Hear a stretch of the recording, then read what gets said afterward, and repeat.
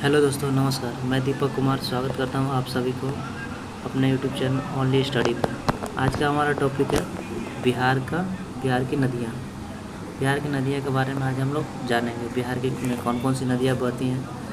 ठीक है, चलिए शुरू करते हैं हमारा आज का क्लास।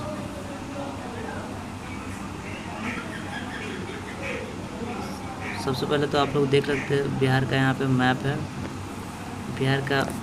बिहार में जो बीचों बीच जो बहती है, यहाँ पे देख कर दिखाई दे रहा है आपको, बीचों बीच जो है बह रही है, ये गंगा नदी है। ठीक है, गंगा नदी बिहार में बीचों बीच बहती है टोटल। ठीक है, और अगर देखा जाए बिहार के उत्तरी क्षेत्र में जो नदियाँ बहती हैं उसे क्या कहा जाता है? हिमालय नदी। जो हिमालय से निकलती है उसे हिमालय नदी कहते हैं। और बिहार के दक्षिण क्षेत्र से जो नदियाँ बहती है और गंगा नदी में जाकर मिलती है उसे प्रायद्वीपीय नदी कहते हैं। ठीक है, और या पठारी नदी भी कहते हैं उसको। प्रायद्वीपीय नदी कहें या फिर पठारी नदी भी कह सकते हैं। ठीक है, आगे देख लेते हैं। उत्तरी बिहार से जो नदियाँ बहती हैं उसे हम लोग हिमालय नदी कहते हैं। ठीक है, दोनों तरफ की जो नदियाँ हैं उत्तर से बह के गंगा में मिलती है और दक्षिण की तरफ से जो नदियाँ बहती है वो जाकर गंगा में सम्मिलित होती है। इस तरीके से हम अगर बिहार का आकृति के अगर हम लोग देखें तो दोनों तरफ से बिहार का जो भूभाग है उठा हुआ है और बीच में दबा हुआ है, जिस कारण से उत्तर की नदियाँ टोटल है जो गंगा में आके मिलती है और दक्षिण की नदियाँ टोटल जाके गंगा में आके मिल जाती है। ठीक है, चलिए शुरू करते हैं एक एक करके। हम लोग देखते हैं उत्तर बिहार में कौन कौन सी नदियाँ बहती हैं। नदियाँ और भी हैं, लेकिन जो भी इम्पोर्टेंट है, जो मतलब एग्जाम से इम्पोर्टेंट है, वो सब नदियाँ हम इस वीडियो में शेयर करेंगे। ठीक है, चलिए शुरू करते हैं। सबसे पहला नदी है घाघरा नदी, जो यूपी में इसको सरयू नदी के नाम से जाना जाता है और बिहार में आते ही घाघरा नदी के नाम से जाना जाता है। पहली नदी यहाँ पे बहती है घाघरा नदी। ठीक है, अगला दूसरा नदी हम लोग देख लेते हैं। दूसरा क्या है? दूसरा है गंडक नदी। गंडक नदी दूसरा है। तीसरा नदी हम लोग देख लेते हैं, क्या है? बूढ़ी गंडक। ठीक है, याद करते जाइएगा, एक ट्रिक बता देंगे, उससे भी ज़्यादा बेटर से याद हो जाएगा बढ़िया तरीके से। बूढ़ी गंडक हो जाएगा। उसके बाद क्या है? बागमती नदी हो जाएगी। ठीक है, बागमती के बाद क्या है? कमला, फिर कोसी, सबसे लास्ट में क्या आएगा? महानंदा। महानदी नहीं, महानंदा। महानदी उड़ीसा में है, महानंदा नदी बिहार में। ठीक है, ये थी हमारी उत्तर बिहार की कुल नदियाँ। ठीक है, अगर हम लोग इसे अगर ट्रिकली अगर देखें तो अगर इसको देखिए, जी से घाघरा नदी हो जाएगा, जी से गंडक नदी, इसको भी जी कर सकते हैं, इसको भी जी कर सकते हैं। जी हो जाएगा बूढ़ी गंडक, बी से बूढ़ी गंडक हो जाएगा, बी से बागमती। ठीक है, बी ये हो गया कमला, के से कमला हो जाएगा, के से कोसी, के यहाँ पे हो गया महानंदा, एम से। ये ट्रिक आप याद कर सकते हैं, जी डबल पी के एम। ठीक है, एक तरह से मतलब ट्रिक की तरह से याद कर सकते हैं। ट्रिक बनाना आपके हाथ में, आप अच्छे तरीके से बना सकते हैं। चलिए आगे हम लोग देख लेते हैं दक्षिण बिहार की नदियाँ कौन कौन सी है जो गंगा में जाके मिलती है। बिहार की कौन कौन सी नदियाँ हैं दक्षिण से बहने वाली। ठीक है, सबसे दक्षिण की नदियों में सबसे पहला नदी है करमनासा। तो पहला नदी क्या है? करमनासा है, जो सबसे शुरू में बहती है और फर्स्ट में मतलब गंगा में जाके मिलती है। दूसरी नदी की अगर हम बात करें तो दूसरी नदी कौन सी है? सोन नदी है। दूसरा क्या है? सोन नदी। ठीक है, तीसरी अगर नदी की हम बात करें पुनपुन नदी है, जो गंगा में जाके मिलती है। चौथी नदी कौन सा हो जाएगा? फाल्गु। उसके बाद क्यूल, फिर अजय।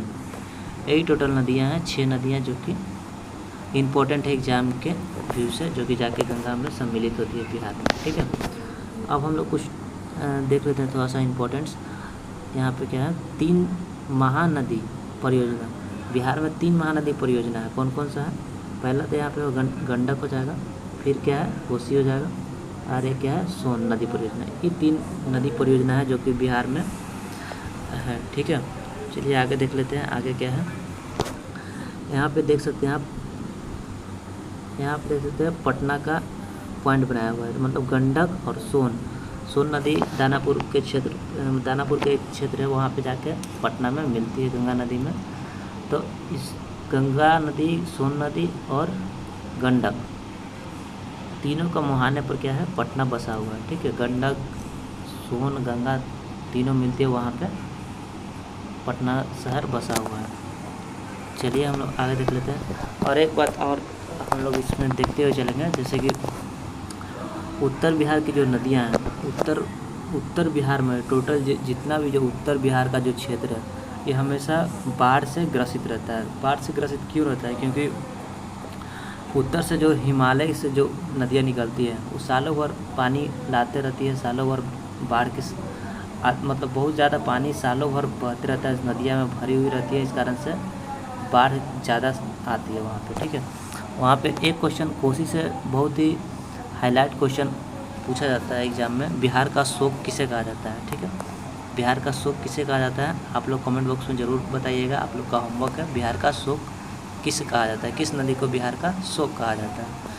ठीक है, और जो इधर का क्षेत्र जो देख रहे हैं, दक्षिण बिहार का जो क्षेत्र देख रहे हैं, इधर का क्षेत्र ज़्यादातर जो भी नदियाँ निकलती है, प्रायद्वीपीय नदियाँ पठार से, पहाड़ी से वगैरह ये सब से निकलती है। इस कारण से अगर मानसून के आधार पर इन नदियों में पानी भरा होता है, अन्यथा मानसून नहीं रहेगा तो नदियाँ सूखी हुई होती है। इस कारण से इधर सूखा ज़्यादा झेलना पड़ता है।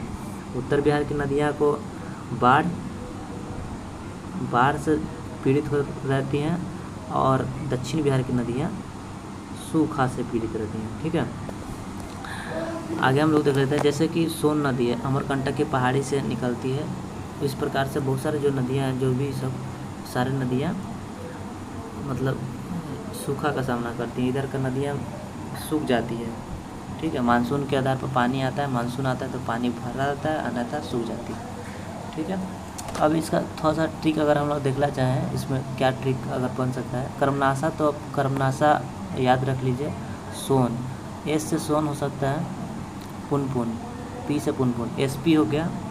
अब फाल्गु, पी से फाल्गु, के से क्यूल, SP, PK, अजय तो नाम ही अजय, अपना याद कर सकते हैं, अजय नाम के नाम से हो जाएगा। ठीक है, SP, PK है।